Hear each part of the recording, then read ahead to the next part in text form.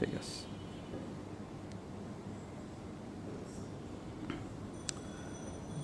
إن الحمد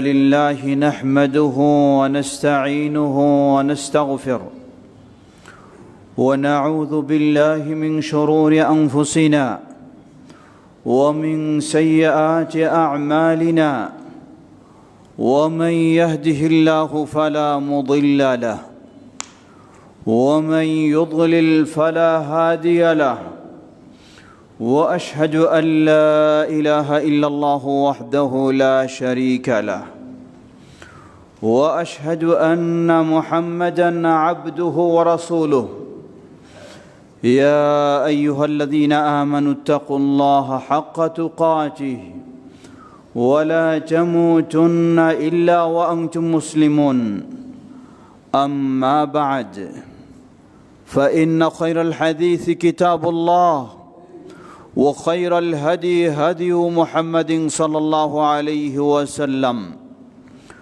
وشر الأمور محدثاتها وكل محدثة بدعة وكل بدعة ضلالة وكل ضلالة في النار فأعوذ بالله من الشيطان الرجيم وسارعوا إلى مغفرة من ربكم وجنة عرضها السماوات والأرض أعدت للمتقين الحمد لله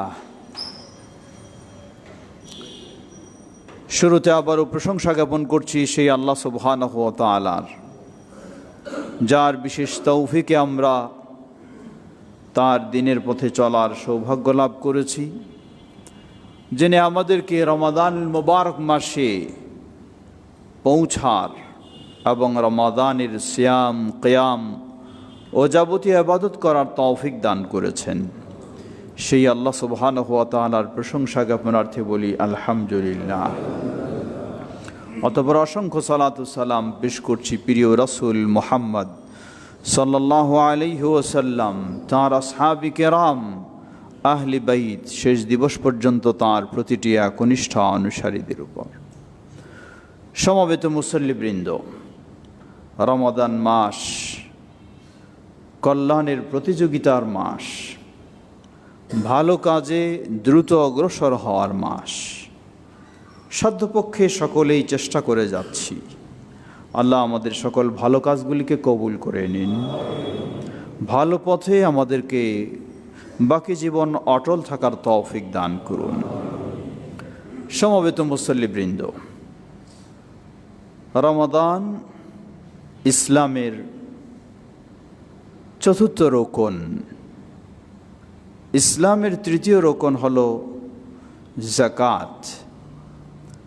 অনেকেই আমরা রমাদান মাসে যাকাত দেওয়ার চেষ্টা করি। রমাদান মাসেই যাকাত দিতে হবে এমন কোনো শর্ত নয়, বরং যাকাত দিতে হবে আপনি যখন থেকে সম্পদের মালিক হয়েছেন, চাঁদের বর্ষ হিসাবে 1 বছর হয়ে গেছে। সেটি যদি শাবান মাসে হয় তাহলে শাবান মাসে আপনার জন্য যাকাত দেওয়া ফরজ। সেটি যদি শাওয়াল মাসে হয়, শাওয়াল মাসে আপনার জন্য যাকাত বের করা ফরজ। অথবা সেটি যদি মুহররম মাসে হয়, মুহররম মাসেই আপনার জন্য যাকাত বের করা ফরজ। রমাদানে করতে হবে এমন কোনো ইসলামের নির্দেশনা নেই, কিন্তু আমরা অনেক সময় রমাদানের সুযোগটা নেওয়ার চেষ্টা করি। হতে পারে রমাদান বরকতময় বিশেষ একটি মাস, তুলনামূলক হয়তো বেশি সওয়াব আমরা পাবো, সেই চিন্তা করে। অসুবিধা নেই, আপনি সেই চিন্তা করে হলেও করতে পারেন। তবে জিনিসটা যেন এমন না হয় আরও 2 মাস আগেই আপনার জন্য যাকাত ফরজ হয়ে গেছে, আপনি বিলম্ব করে রমাদান মাসে এসে যাকাত দিতে চাচ্ছেন, এমনটা যেন কখনো না হয়, তাহলে অবশ্যই আপনি অপরাধী হবেন। কিন্তু কার যদি এমন হয় আরও 2 মাস পরে তার যাকাত বর্ষপূর্ণ হবে, তিনি অগ্রিম এখন এই রমাদান মাসে বের করতে চান হিসাব করে, তাহলে সেটি শরীয়তে অনুমতি রয়েছে, অসুবিধা নেই। আল্লাহু তাআলা আলাম। সমবেত মুসল্লিবৃন্দ, যাকাত এর গুরুত্ব তাৎপর্য সম্পর্কে বলার অপেক্ষা রাখে না। ইসলামে যে কাজটি ফরজ, এটাই গুরুত্বের জন্য যথেষ্ট। এটি ইসলামের রোকন, শুধু রোকন নয়।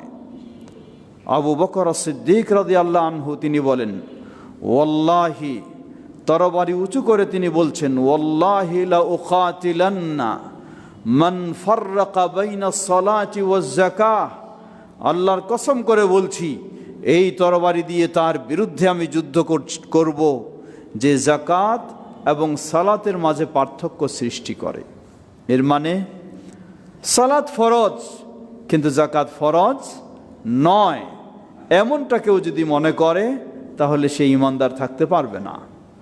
অথবা যাকাত ইসলামের রোকন বলে বিশ্বাস করে কিন্তু সে যাকাত বের করে না, যাকাত দেয় না, দিতে চায় না, মনে করে না দিলেও চলবে, তাহলে সে ব্যক্তির জন্যও কঠিন হুঁশিয়ারি উচ্চারণ করেছেন। সমবেত মুসল্লিবৃন্দ, অপরদিকে আখিরাতের ভয়াবহ শাস্তির তো বলার অপেক্ষা রাখে না। আল্লাহ রাসূল সাল্লাল্লাহু আলাইহি ওয়াসাল্লাম বলেন, মান আতাহুল্লাহু মালান ফালাম ইউআদ্দি যাকাতাহু মুসিলা লাহু মালুহু শুজাআন আকরা লাহু যাবিবাতান। যাকে আল্লাহ সুবহানাহু ওয়া তাআলা সম্পদ দিয়েছেন, আর এই সম্পদের সে যদি যাকাত না দেয়, হক আদায় না করে, তাহলে কিয়ামতের দিনে এই সম্পদকে বিষাক্ত দ্বিমুখী একটি সাপ তৈরি করে দেওয়া হবে, যেই সাপ তার গলায় পেঁচিয়ে দেওয়া হবে, আর দুই মুখ দিয়ে সে সাপ কঠিনভাবে বিষাক্ত তাকে দংশন করতে থাকবে আর বলবে, আনা কানজুকা ওয়া মালুকা, আমি তোমার ওই সম্পদ যেই সম্পদ তুমি সঞ্চয় করে রেখেছিলে, কোনো যাকাত আদায় করো নাই, সেই সম্পদের মজা তুমি এখন ভোগ করো। লা হাওলা ওয়ালা কুওয়াতা ইল্লা বিল্লাহ। কোরআনুল কারীমেও আল্লাহ সুবহানাহু ওয়া তাআলা বললেন, যারা স্বর্ণ রৌপ্য সঞ্চয় করে রাখবে কিন্তু তার যাকাত দেবে না, এই স্বর্ণ রৌপ্যকে কিয়ামতের দিন গরম করে সেগুলি দিয়ে চেহারায়, পৃষ্ঠদেশে, পার্শ্বদেশে সেক দেওয়া হবে আর বলা হবে, এটাই হলো তোমার প্রাপ্য, এটাই হলো তোমার সম্পদের হক, তুমি যা আদায় করো নাই তাই তোমাকে এখন ভোগ করতে হচ্ছে। লা হাওলা ওয়ালা কুওয়াতা ইল্লা বিল্লাহ। মনে রাখবেন, দুনিয়ার জীবনে হিসাবে আপনি ফাঁকি দিতে পারেন মানুষকে, বলতে পারেন আমার যাকাত হয় নাই, আমি যাকাত কি থেকে দিব, এই সেই 6-9 আপনি করতে পারেন, কিন্তু আল্লাহ সুবহানাহু ওয়া তাআলার কাছে তো ফাঁকি দেওয়ার কোনো সুযোগ নেই। আল্লাহর কাছে 6-9-এর কোনো সুযোগ নেই। আল্লাহর কাছে হিসাব স্পষ্ট, সেই স্পষ্ট হিসাব অনুযায়ী আপনাকে যাকাত দিতেই হবে।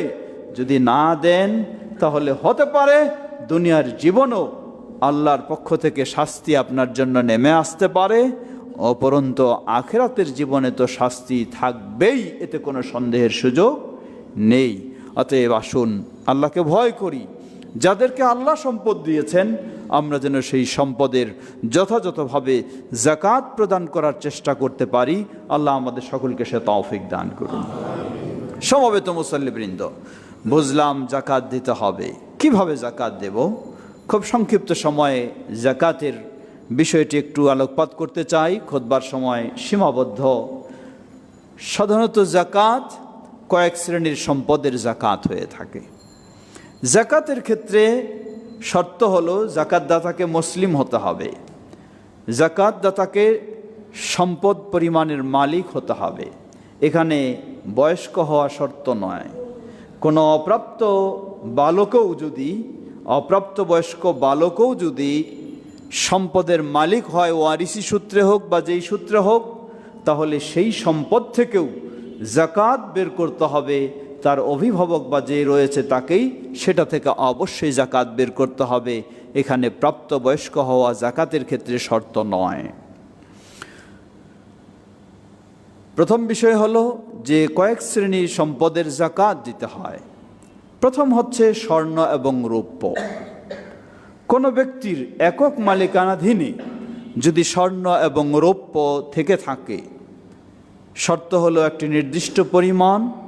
স্বর্ণ হলো 20 মিসকালা, 20 দিনার যেটা বলা হয়, যা আধুনিক ওজনে 85 গ্রাম, আর আমরা বলে থাকি আমাদের ওজনে 7.5 ভরি।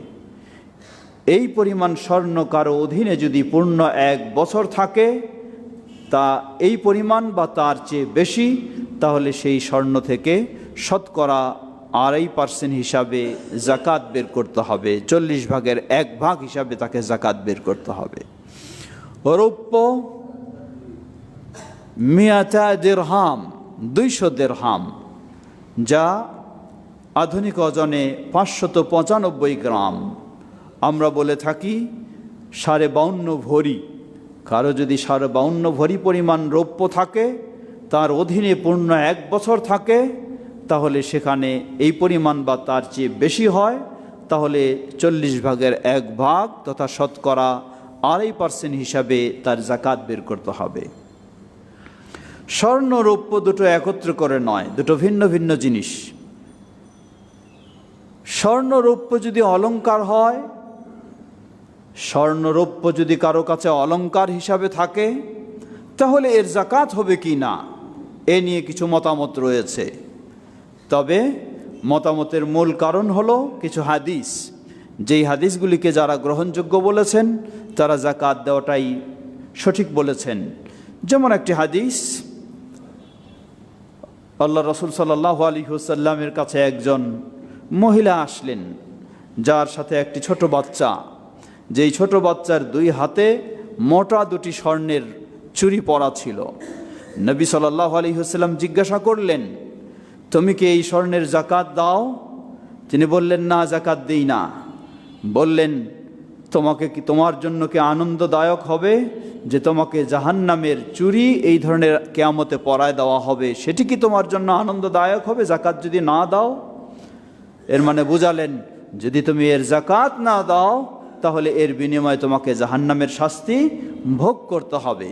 সেই মহিলার সাথে সাথে চুড়ি 2টি খুলে তিনি বললেন, এই চুড়ি আর আমার প্রয়োজন নেই, আল্লাহ এবং রাসূলের জন্য ওয়াকফ করে দিলেন। এই হাদিস, যে হাদিসটিকে শেখ আলবানী রাহিমাহুল্লাহ সহ অনেকেই এটিকে হাসান বলেছেন, যা থেকে প্রমাণিত হয় জাকাত অবশ্যই অলংকারেরও জাকাত দিতে হবে। তবে এমন কেউ বলে থাকে যে অলংকারের জাকাতের ক্ষেত্রে কোনো নেশাব নেই, সামান্য পরিমাণ হলেও দিতে হবে, এ কথা সঠিক নয়।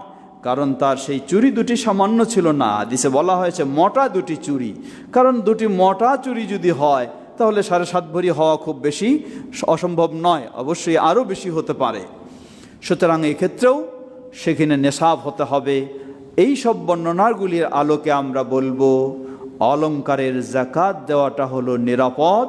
এই জন্য শেখ ইবনে বাজ রাহিমাহুল্লাহ, ইবনে উসাইমিন রাহিমাহুল্লাহ, শেখ আলবানী রাহিমাহুল্লাহ, তারা সবাই অলংকারের জাকাত ফরজ সেটির পক্ষেই তারাও মতামত দিয়েছেন এই সব দলিলের আলোকে। তবে কার কিভাবে হতে পারে? একটি পরিবারে মা, মেয়ে বা কয়েকজন মিলে যদি 7.5 ভরি হয় অথবা 52.5 ভরি হয়, তাহলে সেখানে জাকাত নয়। এক একজনের মালিকানাধীনে 7.5 ভরি বা তার চেয়ে বেশি যখন হবে, তাহলে সেটি তার জন্য জাকাত ফরজ হবে। জাকাত দিবে কি? স্ত্রী দিবে না স্বামী দিবে? জবাব, জাকাত দিবে তিনি যিনি সম্পদের মালিক। স্বামী যদি এই সম্পদের মালিক হয়, তাহলে স্বামীর জন্য ফরজ জাকাত বের করা। স্ত্রী যদি সম্পদের মালিক হয়, তাহলে স্ত্রীর জন্য ফরজ জাকাত বের করা। স্ত্রী হয়তো বলবেন, আমার কাছে তো জাকাত বের করার মতো পয়সা নেই। জবাব, পয়সা নেই এজন্য স্বামীর উপর দায়িত্ব নয়। তবে স্বামী যদি ইহসান করে, সহযোগিতা করে, অসুবিধা নেই, ভালো কাজে সহযোগিতা করলে করতে পারে, জাকাত বের করে দিতে পারে। এজন্য নিয়ম হলো, যেই সম্পদের জাকাত হয় সেই সম্পদ থেকে বের করা। উদাহরণস্বরূপ, একজন মেয়ে মানুষের যদি 7.5 ভরি স্বর্ণ থাকে, অলংকার থাকে, আর যদি বাইরের টাকা দিয়ে সে জাকাত আদায় করে, তাহলে প্রতি বছরেই তার 7.5 ভরিও আছে এবং জাকাতও দিতে হয়।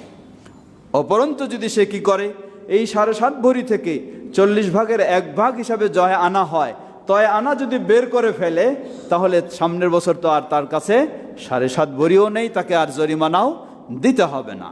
সুতরাং জাকাত দেওয়াটাই হলো অলংকারের জাকাত দেওয়াটাই নিরাপদ মনে করি এবং সেটি সঠিক মনে করি। আল্লাহু তাআলা আ'লাম। গচ্ছিত সম্পদের জাকাত, ব্যাংকে অথবা ঘরে অথবা কোথাও আপনার সম্পদ রয়েছে, সেই সম্পদের আপনাকে জাকাত দিতে হবে। অনুরূপভাবে আপনার ব্যবসার সম্পদ রয়েছে, সেই ব্যবসার সম্পদেও আপনার জাকাত দিতে হবে।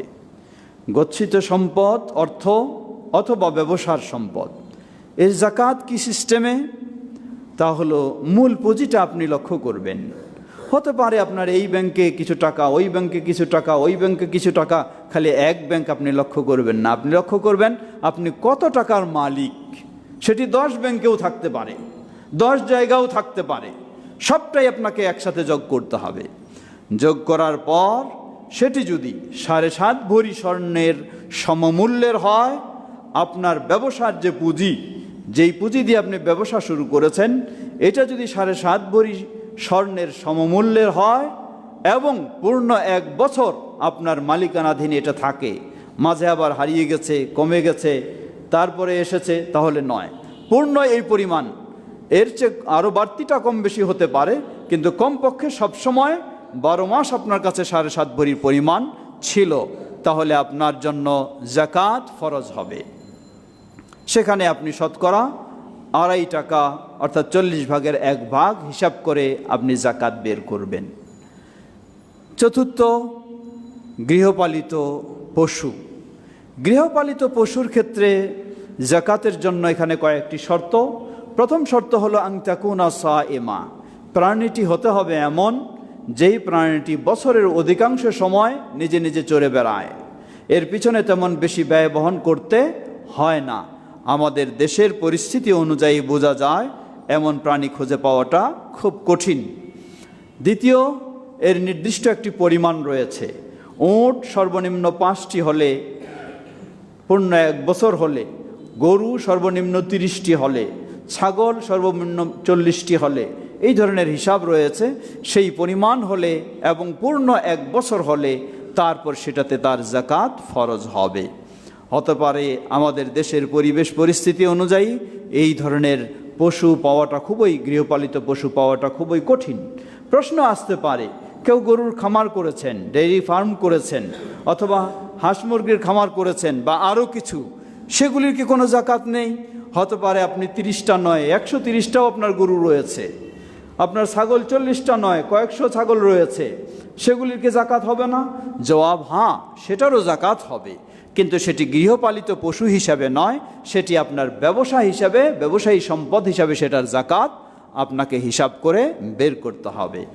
মুরগি, হাঁস মুরগি এ সমস্ত কিছু জাকাত নেই, তবে এগুলি যদি আপনার বড় ধরনের পোলট্রি ফার্মের আপনার বড় ব্যবসা, এটি ব্যবসায়ী সম্পদ হিসাবে আপনাকে সেখানে জাকাত বের করতে হবে।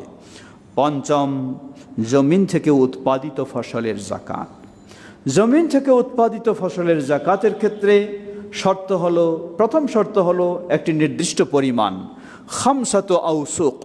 খামসাত আউসুক হলো বর্তমান বলা যেতে পারে প্রায় 19 মণ। এই 19 মণ যদি কারো কোনো ফসল উৎপাদিত হয় এবং সেই ফসলটা সংরক্ষণশীল, 19 মণ আপনি তরমুজ পেলেন না, এটাতে জাকাত নেই, কারণ তরমুজ সংরক্ষণশীল নয়। 19 মণ আপনি শাক পেলেন, 19 মণ আপনি কাঁচা মরিচ পেলেন না, এটাতে জাকাত নেই, কারণ এটি সংরক্ষণশীল নয়, হতে হবে সংরক্ষণশীল। নিম্ন হলো 19 মণ। এই 19 মণ বলতে আপনি কিছু ধান পেলেন, কিছু গম পেলেন, কিছু ডাল পেলেন, সব মিলে 19 মণ না। আপনি ধানেই শুধু 19 মণ, হয়তো ধানের মাঝে কয়েক কোয়ালিটি হতে পারে, অসুবিধা নেই, এটি ধান হিসাবেই হতে হবে সম্পূর্ণ। যদি 19 মণ সর্বনিম্ন পান বা তার চেয়ে বেশি পান, তাহলে সেখানে আপনার জাকাত ফরজ হবে। অনুরূপভাবে ভুট্টা, অনুরূপভাবে গম, সেই ধরনের সম্পদগুলিতে, উৎপাদিত ফসলগুলিতেই জাকাত ফরজ হবে। সর্বনিম্ন পরিমাণ এই পরিমাণ, এর চেয়ে যত বেশি হবে। কিভাবে আমরা জাকাত বের করব? জাকাত বের করব সেখানে 2 ক্যাটাগরির হতে পারে। যদি এটি সম্পূর্ণ আকাশের বৃষ্টি দিয়ে উৎপাদিত হয়ে থাকে, তেমন বেশি ব্যয় বহন করতে হয় না, তাহলে আল ওসর, ওসর মানে হলো 1/10, 10 ভাগের 1 ভাগ, এর মানে হলো মনে 4 সের করে আপনি জাকাত বের করবেন। আর যদি এমন হয় আকাশের বৃষ্টি হয়তো আছে কিছু, কিন্তু নিজে সেচ দিতে হয়, অনেক সার বীজ বহু কিছু বহন করতে হয়, তাহলে নিসফুল উশর অর্থাৎ 20 ভাগের 1 ভাগ মনে 2 সের করে আপনাকে সেটির জাকাত বের করতে হবে।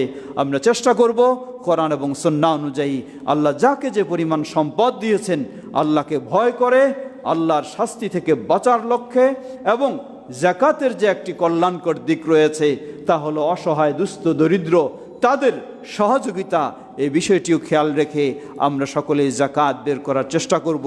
আল্লাহ আমাদের সকলকে সে তৌফিক দান করুন। জাকাত আমরা কোথায় দেব, কাকে দেব? মনে রাখবেন, জাকাত দেওয়াটা এটি আপনার দাতাগিরি নয়, জাকাত দেওয়াটা অসহায়ের প্রতি আপনার সহানুভূতি নয়, জাকাত দেওয়া আপনার জন্য ফরজ, আপনাকে জাকাত দিতেই হবে। এটি কারো মনে ভাবা উচিত নয় যে আমার প্রতিবেশীরা গরিব মানুষ, আমি তাদের জাকাত দিয়ে আমি তাদেরকে অনেক উপকার করেছি। না, উপকার এটা নয়।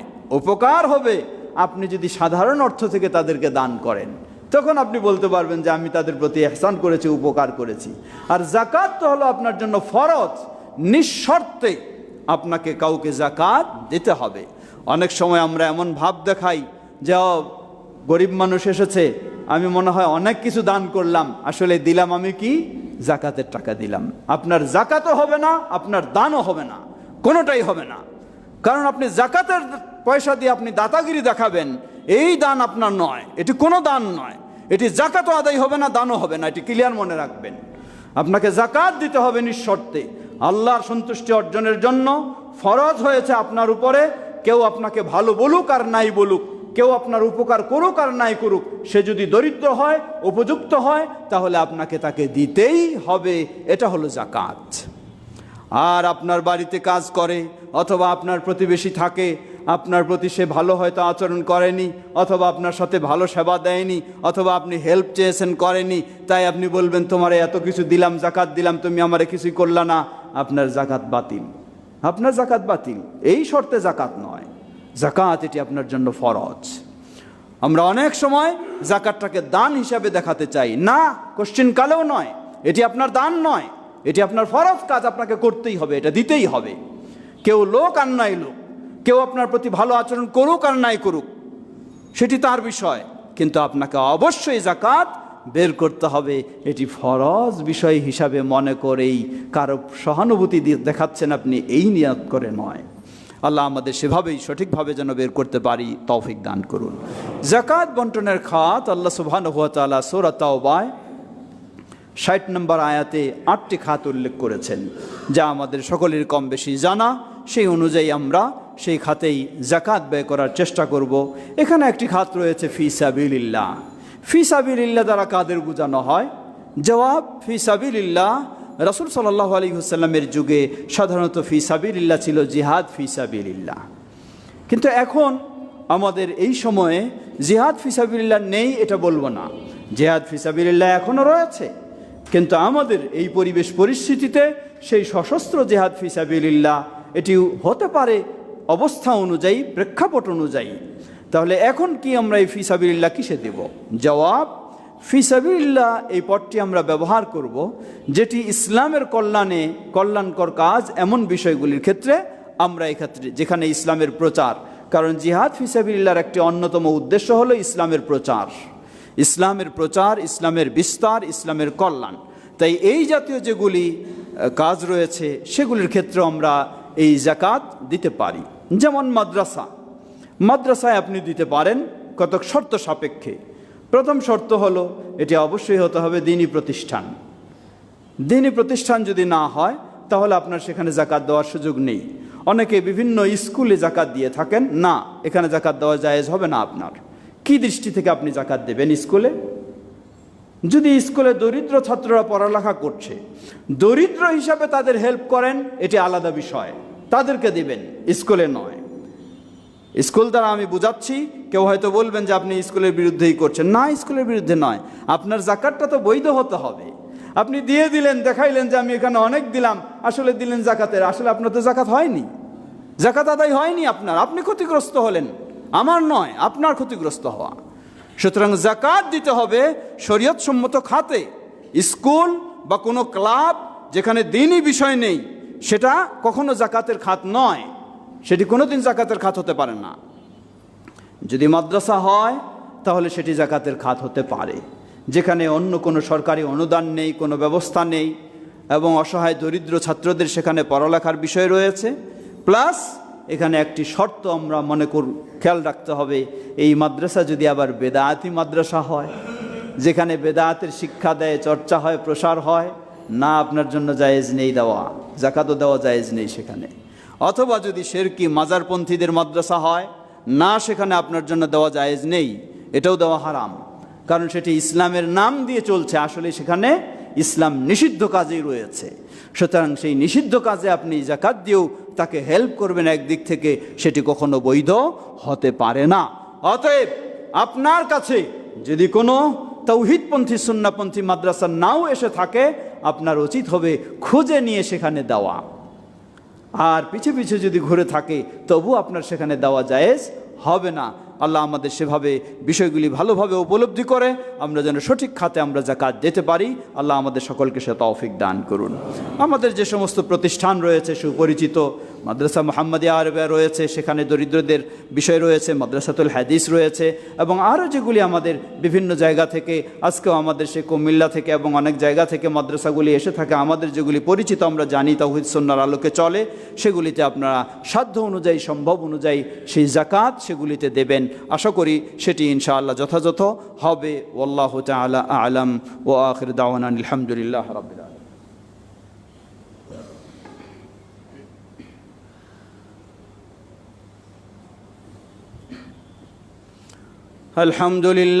আলহামদুলিল্লাহ রাব্বিল আলামিন ওয়াসসালাতু ওয়াসসালামু আলা আবদিল্লাহি ওয়া রাসূলিহি নবিয়িনা মুহাম্মদ ওয়া আলা আলিহি ওয়া সাহবিহি আজমাইন, আম্মা বা'দ। সমবেত মুসল্লিবৃন্দ, ইসলাম একটি শান্তির জীবন ব্যবস্থা। ইসলামের মাধ্যমে দুনিয়াতে শান্তি, ইসলামের মাধ্যমে আখিরাতে শান্তি। দুই জগতেই শান্তির একমাত্র পথ হলো ইসলাম। চাই ব্যক্তিগত জীবনে হোক, চাই সামাজিক জীবনে হোক, চাই রাষ্ট্রীয় জীবনে হোক, সকল ক্ষেত্রে শান্তি নিশ্চিত হতে পারে একমাত্র ইসলামের মাধ্যমে। আজকে আমরা নানামুখী সমস্যায় জর্জরিত, যেটি অত্যন্ত লজ্জাজনক এবং কষ্টদায়ক।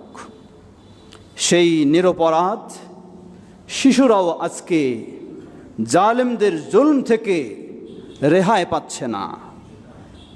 অত্যন্ত লজ্জাজনক বিষয়টি। ধিক্কার, আপনি মানুষ নয়, আপনি মানুষ নামে পশু। আপনার নির্যাতন থেকে যখন শিশুরাও নিরাপদ নয়, লা হাওলা ওয়ালা কুওয়াতা ইল্লা বিল্লাহ, সেই ধর্ষণ কি ধরনের নোংরা এই সব কর্মকাণ্ড আজকে ছড়িয়ে যাচ্ছে। কেনই বা ছড়িয়ে যাচ্ছে না? তথাকথিত সেই নারীবাদী, কোথায় সেই নারীবাদীরা আজকে? নারীবাদীদের পদক্ষেপ কই? নারীবাদীদের গুরুত্বপূর্ণ ভূমিকা কই? নারীবাদীদের ভূমিকায় বলবো আমরা, নারীবাদীদের ভূমিকায় আজকে নারীদেরকে ধর্ষণের শিকার করছে। নারীবাদীদের ভূমিকায় আজকে নারীদেরকে লাঞ্ছিত, অপমানিত করছে। ইসলাম নারীদেরকে সম্মান দিয়েছে, ইসলাম নারীদেরকে মর্যাদা দিয়েছে। সেই ধর্ষণ এর শাস্তির ব্যবস্থা গোটা বিশ্বের আপনি তথ্য নিয়ে দেখুন। সেই পাশ্চাত্যের দেশগুলি যেখানে আজকে নারীদের সবচেয়ে বেশি অধিকার তারা দেওয়ার জন্য ভূমিকা রাখছে, দায়িত্ব নিয়েছে বলে প্রকাশ করছে, বাস্তবেই সবচেয়ে বেশি ওই ইউরোপ আমেরিকার দেশগুলিতে, পার্শ্বে ভারতের দেশেও প্রতি মিনিটে মিনিটে সেগুলিতে ধর্ষণের শিকার হচ্ছে। পক্ষান্তরে আপনি লক্ষ্য করুন, ইসলামী দেশগুলির মাঝে অন্যতম যে দেশে একমাত্র পৃথিবীর বুকে কোরআন এবং সুন্নাহর আলোকে শরিয়ার শাসন রয়েছে, সেটি হলো সৌদি আরব।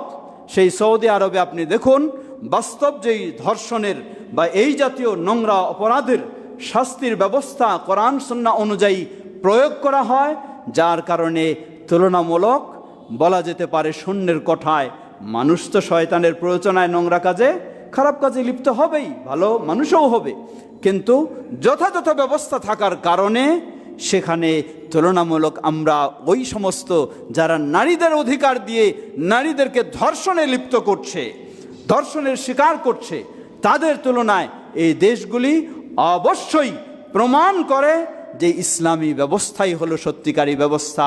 সুতরাং আমাদেরও সেই দিকেই ফিরে যাওয়া উচিত। যারা ক্ষমতায় রয়েছেন, যারা দায়িত্বে রয়েছেন, তাদের কাছে আমাদের এই আহ্বান, সত্যি এই বেদনাদায়ক দৃশ্যগুলি কখনোই কোনো বিবেকবান মানুষ মেনে নিতে পারে না, কখনো কোনো বিবেকবান মানুষ এটিকে সহ্য করতে পারে না। অতএব সেগুলির প্রতিকার, সেগুলির সঠিক ব্যবস্থা হলো একমাত্র ইসলামের সঠিক নিয়মেই ফিরে আসা। আজকে আমরা ধর্ষণের সেই শাস্তি হিসাবে এত বছর তত বছর জেলের এদিকে সিদ্ধান্ত ফয়সালা দেওয়া হয়, অপরদিকে জামিন নিয়ে বের হয়ে আসে। যারা ধর্ষণের শিকার হয় তারাই আবার বিভিন্ন হুমকির শিকার হয়ে থাকে, কতই না তারা নির্যাতনের উপর নির্যাতনের শিকার থাকছে। কিন্তু ইসলাম যে ব্যবস্থা দিয়েছে, সেই ধর্ষক, সে অপরাধী, যাকে ইসলামে মৃত্যুদণ্ড, যদি সে বিবাহিত হয়ে থাকে, তাকে প্রকাশ্যে, গোপনে নয়, প্রকাশ্যে জনসম্মুখে তাকে যেভাবে ইসলাম পাথর নিক্ষেপ করে হত্যার নির্দেশ দিয়েছে, যদি সেই ব্যবস্থা আজকে আমাদের সমাজে থাকতো, তাহলে এই ধর্ষণের শিকার থেকে হয়তোবা আল্লাহ সুবহানাহু ওয়া তাআলা আমাদেরকে রক্ষা করতেন। তাই আমাদের সকলেরই সচেতনতা তৈরি করা উচিত, সকলেরই এ আহ্বান তুলে ধরা উচিত। আমাদের দেশেও সেই ধরনের ইসলামী বিধিবিধানের অনুযায়ী যদি আমরা ব্যবস্থা নিতে পারি, তাহলে ইনশাআল্লাহ আমরা দুনিয়ার জীবনেও শান্তি লাভ করব, আখিরাতের জীবনেও শান্তি লাভ করব। আল্লাহ আমাদের সকলকে সেই শান্তির পথে চলার তৌফিক দান করুন। সমবেত মুসল্লিবৃন্দ, রমাদানুল মুবারকে বিভিন্ন কাজে, বিভিন্ন বিষয়ে, ভালো কাজে আমরা সবাই অগ্রসর হওয়ার চেষ্টা করছি। যেহেতু রমাদানে আর খুতবার সুযোগ হবে না, কথা বলার সুযোগ হবে না, শুধু আপনাদেরকে একটু সংক্ষিপ্তভাবে স্মরণ করে দিতে চাই। মনে রাখবেন, রমাদানেই শুধু আল্লাহর ইবাদত করব এমনটা যেন আমাদের না হয়। আমরা যেন রমাদান থেকে শিক্ষা নিয়ে সত্যিকারী ভালো নামাজি হতে পারি, সত্যিকারী ভালো দিনদার হতে পারি, সত্যিকারী ভালো মুসলিম হতে পারি, সত্যিকারী আল্লাহ ভীরু হতে পারি। একজন নারী হিসাবে রমাদানে যেভাবে আপনি সংযম হিসাবে চলার চেষ্টা করেন, সত্যিকারী পর্দানিশীল নারী হতে পারেন। রমজান থেকে যেন সবাই আমরা এই শিক্ষা নিয়ে আমাদের ঈমানকে, আমাদের আদর্শকে, আমাদের জীবনটাকে সুন্দর করে আমরা জান্নাতের পথেই অটল থাকতে পারি। আল্লাহ আমাদের সকলকে সে তৌফিক দান করুন। সমবেত মুসল্লিবৃন্দ, ছোট্ট একটি বিষয় স্মরণ করে দিতে চাই। আমি এর আগেও বলেছি, আমাদের কিছু কালচার রয়েছে, যে কালচারগুলি আবেগী হয়ে আমরা করে থাকি, এটি কখনো শরীয়ত অ্যালাউ করে না। তা কেমন? যেমন কেউ মারা গেলে জানাজা কে পড়াবে? এই মসজিদের প্রসিদ্ধ ইমামগণ আছেন, খতিবগণ আছেন না, ও একজন ছেলেরে খুঁজে নিয়ে আসি, যেই ছেলে দেখবেন যে হয়তো সালাতও পড়ে না, মুখে দাড়িও নাই, কোনো মতো পাঞ্জাবি দিয়ে তাকে নিয়ে আসে, আমরা দাঁড়াই দিলাম। কেন? ওই মাইয়েতের সে ছেলে, অথবা মাইয়েতের নাতি, অথবা মাইয়েতের ভাতিজা, অথবা মাইয়েতের ভাগিনা, এইভাবে নিয়ে এসে আমরা জানাজায় দাঁড়াই দিই। আমার অনেক সময় বিরক্ত হয়, মনে হয় জানাজা বাদ দিয়ে বের হয়ে যাই। কারণ ভালো মানুষ, যারা যোগ্য মানুষ, যারা আলেম মানুষ, তাদেরকে বাদ দিয়ে আপনি ওই খুঁজে টুজে নিজের ক্রেডিট নেওয়ার জন্য বা নিজেরই করার জন্য নিজের আত্মীয় স্বজন অমুক তমুক বের করে নিয়ে আসে আপনি দাঁড়াই দিবেন, যে ইমামের যোগ্য নয়, জানাজা পড়ার যোগ্য নয়। এমন কাজটি কখনো আমাদের হওয়া উচিত নয়। আপনার মাইয়ের, আপনার ভাই যদি মারা যায়, আপনার উচিত চিন্তা করা যে সবচেয়ে ভালো মুত্তাকি মানুষকে দিয়ে আমি জানাজা পড়াবো, যাতে তার জানাজাটা কবুল হয়, সে শান্তি পায়। এটি আপনার চিন্তা থাকা দরকার। তা না করে আমরা কি করি, কোন একটা খুঁজে টুজে নিয়ে আসি, নাম নাই, অমুক নাই, তমুক নাই, হয়তো এক পারা হেফজ হাফেজি মাদ্রাসায় পড়েছে, এক পারা হেফজ করেছে, দিন নাই, ধর্ম নাই, ইমান নাই, আমান নাই, সালাত নাই, কোনো কিছু নেই, ওই লোকটারে নিয়ে আসে দাঁড় করে দিই। এমনটি কখনো হওয়া উচিত নয়। আহলুল হাদিসের পক্ষে কখনো এটি কোনোদিন বৈধ হতে পারে না। হ্যাঁ, যদি আপনার সন্তানের মাঝে যোগ্য থেকে থাকে, আলেম থেকে থাকে, মুত্তাকি থেকে থাকে, পরহেজগার থেকে থাকে, তাকে নিয়ে আসেন, অসুবিধা নেই, বাধা নেই। সেটিও হলো ইমামের অনুমতি নেওয়া উচিত। ইমামের দায়িত্ব, ইমামের হক হলো এখানে। এটি যেমন জানাজার কথা বলছি, তেমনিভাবে আমরা শুরু করি কিয়ামুল লাইলের অবস্থাও। কিয়ামুল লাইলেও খুঁজে নিয়ে আসি কোন ছেলেটা অমুকের ভাতিজা, অমুকের অমুক তমুক নিয়ে আসে, তারও কিয়ামুল লাইলের ইমামতিতে দাঁড়ায় দিই। অথচ খুঁজে দেখুন ওই ছেলেরা অনেকেই রয়েছে যে 5 ওয়াক্ত সালাত পর্যন্ত আদায় করে না। যে 5 ওয়াক্ত সালাত পর্যন্ত আদায় করে না, তাকে কোন বিবেকে আপনি এখানে ইমাম হিসাবে দাঁড়িয়ে দেন? কে দায়িত্বশীল? আপনি মসজিদের দায়িত্বশীল হলেই আপনার জন্য এই কাজ বৈধ নয়, এটি আপনার আমানতের খেয়ানতি। সুতরাং আমি অনুরোধ জানাবো, কাজগুলি আলেম ওলামাদের সাথে পরামর্শ করে করার চেষ্টা করুন। আলেমরা মরে যায়নি, হারায় যায়নি, তাদের কাছ থেকে সিদ্ধান্ত নিন। সিদ্ধান্ত আপনি দেবেন না, আপনি যদি সেই যোগ্যতা রাখেন দিবেন, অসুবিধা নেই। নিজের একজন মানুষ হলে অমুক 2-1 পারা হেফজ করেছে, করেছে না করেছে, সালাতেই পড়ে না, হয়তো বিড়ি সিগারেট খায় চলে, করে চলে, তাকে এখন কিয়ামুল লাইলের ইমাম আপনি বানায় দিচ্ছেন। আল্লাহু আকবার! একটু আপনার বিবেক বাজে না? একটু আপনার চিন্তা হয় না কাকে আপনি এই ইমামের জায়গায় দিচ্ছেন? রমাদানের রাতে আপনি ইবাদত করার জন্য কার ইমামতির পিছনে মানুষদেরকে দাঁড়ায় দিচ্ছেন? একটু বিবেক বাজে না? সুতরাং আমি অনুরোধ জানাবো, এই কালচারগুলি নোংরা কালচার, এই কালচারগুলি নিজেকে একটু ভালো মনে করার কালচার নয়, এটি ঠিক নয়, গ্রহণযোগ্য নয়। আহলুল হাদিস যেমন আপনি সালাতটাকে আমরা সুন্দর করার চেষ্টা করি, আমার ইমামটাকেও সর্বদিক দিয়ে ভালো চেষ্টা করতে হবে। হতে পারে এলাকার ছেলে, তার ভিতরে যদি তাকওয়া নাই, তার ভিতরে যদি ঈমান নেই, সে যত বড় হাফেজ হোক, তা সে এখানে ইমামের অধিকার নয়, তার ইমামের অধিকারী নাই, এখানে দায়িত্ব, সে এই অধিকার রাখে না, সে এই যোগ্যতা রাখে না। তাই অনুরোধ জানাবো, অবশ্যই সেই বিষয়গুলি খেয়াল রাখবেন। বিশেষ করে বংশাল জামে মসজিদ, এটি যেমন তেমন মসজিদ নয়, গোটা বাংলাদেশের সব আহলুল হাদিসেরা এই বংশাল মসজিদের দিকে তাকায়। বংশালে কি হয়, বংশালে কিভাবে চলে, এটি তাকানোর চেষ্টা করে। যেহেতু গোটা বাংলাদেশের আহলুল হাদিসেরা এই মসজিদের দিকে তাকায়, সুতরাং এই মসজিদে যারা দায়িত্বশীল রয়েছেন তাদের জন্য আরো বড় গুরুত্ব দিতে হবে, সব বিষয়গুলি যেন সুন্দর হয় কোরআন ও সহিহ হাদিসের আলোকে, নিজের মন গড়া নয়। আপনি হতে পারেন মসজিদের বড় দায়িত্বশীল, আরও কিছু হন, অসুবিধা নেই। মনে রাখবেন, আপনার ক্ষমতায় যথেষ্ট নয়, জবাব দিতে হবে আল্লাহ সুবহানাহু ওয়া তাআলার কাছে। আল্লাহ আমাদেরকে যেটা যার বিষয় তার কাছে পরামর্শ নিয়ে সঠিকভাবে যেন সুন্দর করতে পারি। এই মসজিদ আরও সুন্দর হবে, এটি আমাদের সকলের জন্য আনন্দের বিষয়। এই মসজিদের প্রতিটি কাজ নিখুঁত হবে। প্রতিটি কাজ বলতে অন্য কিছু বোঝাচ্ছি না, বোঝাচ্ছি বিশেষ করে এখানে ইমামতি, সালাত বা ইবাদতের বিষয়গুলি আরও নিখুঁত হবে, এটি আমাদের জন্য আনন্দের বিষয়। আমরা সব জায়গায় আরও গুরুত্ব সহকারে বলতে পারি যে প্রয়োজন আছে, যাও দেখে আসো, সেই বংশালের নমুনা দেখে আসো। কিভাবে বলবো বংশালের নমুনা দেখে আসো? এখানে একজন দাড়ি কাটা ছেলে যদি জানাজা পড়া শুরু করে দেয়, কি বলবো নমুনা দেখে আসো? এই নমুনা তো ঠিক ধিক্কার জানার নমুনা। সুতরাং অনুরোধ জানানো সবাইকে, কেউ ব্যক্তিগত মনে করবেন না, আমি কাউকে ব্যক্তিগত বলছি না, আমি বলছি আমাদের সমাজের স্বার্থে, বলছি আমাদের কেন্দ্রীয় মসজিদের স্বার্থে, বলছি আমি আহলুল হাদিস, এই আহলুল হাদিসদের এই আকীদার স্বার্থে, এই আদর্শের স্বার্থে। পৃথিবীর বুকে শ্রেষ্ঠ হলো আহলুল হাদিসেরা। যদি শ্রেষ্ঠ হয় আহলুল হাদিসেরা, আমাকে শ্রেষ্ঠ হওয়ারই চিন্তা করতে হবে। আল্লাহ আমাদেরকে বোঝার তৌফিক দান করুন, সঠিকভাবে যেন সঠিকটি মেনে নিতে পারি সে তৌফিক আল্লাহ আমাদেরকে দান করুন। ইবাদাল্লাহ রাহমাকুমুল্লাহ, আল্লাহুম্মা সাল্লি আলা মুহাম্মদ ওয়া আলা আলি মুহাম্মদ কামা সাল্লাইতা আলা ইব্রাহিম ওয়া আলা আলি ইব্রাহিম ইন্নাকা হামিদুম মাজিদ। আল্লাহুম্মা বারিক আলা মুহাম্মদ ওয়া আলা আলি মুহাম্মদ কামা বারাকতা আলা ইব্রাহিম ওয়া আলা আলি ইব্রাহিম ইন্নাকা হামিদুম মাজিদ।